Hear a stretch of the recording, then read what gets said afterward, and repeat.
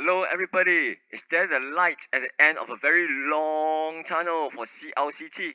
So it just released the numbers for FY22 and well I guess I had pretty low expectations for the numbers and the numbers were actually worse than what I expected. So it was a disappointment for me, but I think the worst is behind us. So it's pretty much looking forward and hoping for the best.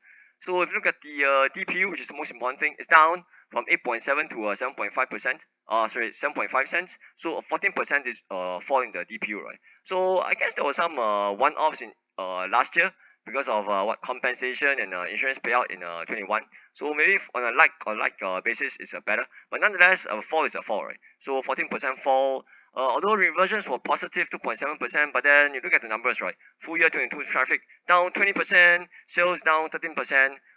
It's just a nightmare in China for the last few years actually, especially a few months for the second half of 22. Absolute disaster. I think the sentiments were actually bad. I was extremely nervy to hold on to the position. Because the news flow was just very negative, right? For the new economy stuff, rental versions up 6% or whatever. So what's worse is that the FX moves also affected this guy, right? So Sing appreciated 8% against the renminbi for the past 1 year, which was massive, huh? But I guess it's okay because if you head on to other stocks in China, for example Alibaba, my God, man, this guy really took it on the chin. Falling from 300 to like what, almost 50, man. My God, if you have held on to all this stuff, you've been completely killed, right? Thank goodness I didn't.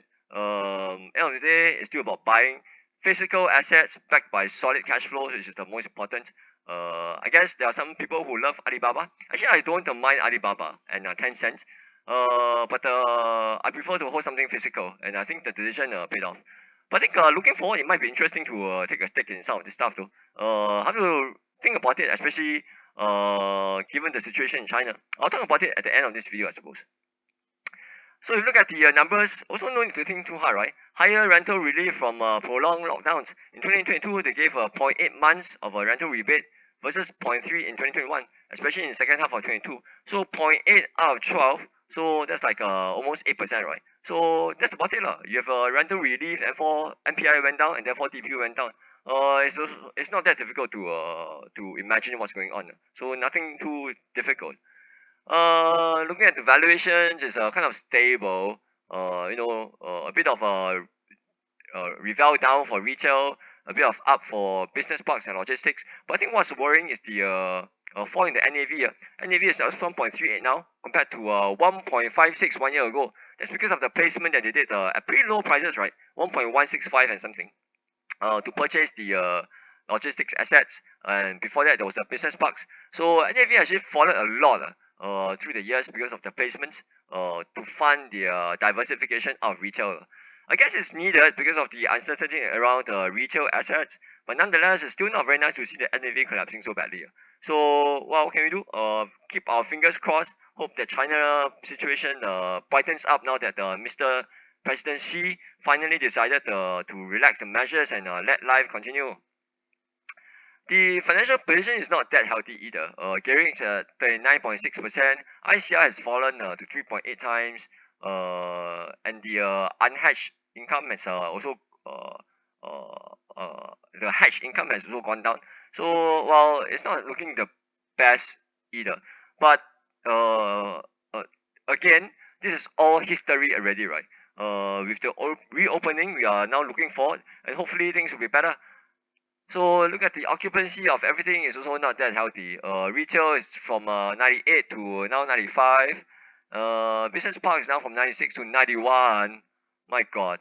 Logistics park 97 to 96. So everything is still down. But again, all this is in the past. It's history, and it's time to look forward.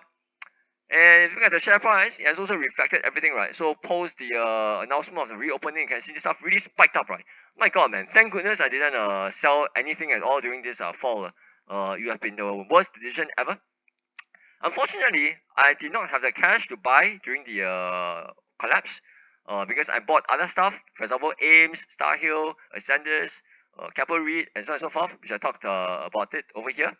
I did not have the cash to buy this stuff, and I did not have the confidence as well to buy it because if you look at what's happening in China, I'm getting very very concerned about what's happening in China, especially with the change in the profile of the top leaders. What's gonna happen to China? But nonetheless, for now, the decision I think is just to hold on dear life for this position and hope that everything recovers strongly with the reopening plans. I think this is gonna come in waves. I don't think this is gonna reopen and everything is rosy. There'll be waves and waves and maybe some hots here and there. But nonetheless, I guess the worst is behind us and we have to look forward.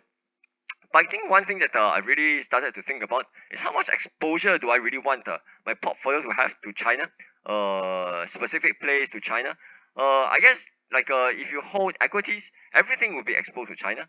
But how much specific individual name exposure do you want in China, especially what's going on with the leadership change and stuff, and the policy U-turns that can appear out of nowhere.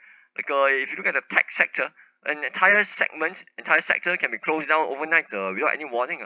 That's very worrying for me actually. So that's one question that I've started thinking about specifically. So what about you guys?